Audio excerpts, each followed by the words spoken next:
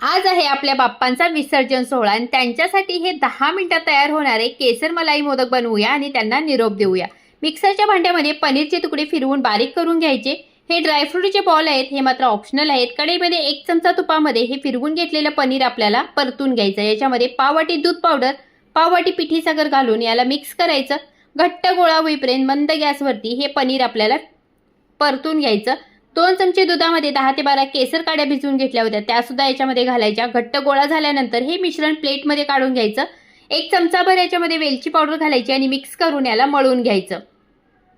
मोदकाच्या साच्याला तूप घालायचं। व्हिडिओमध्ये दाखवल्याप्रमाणे मी बघा साईडने हे मिश्रण सगळं भरून घेतलंय। मधोमध थोडीशी जागा केली आणि जे ड्रायफ्रूटचा बॉल बनवला होता तो याच्या मधोमध ठेवून हे केसर मलाई मोदक तयार केले।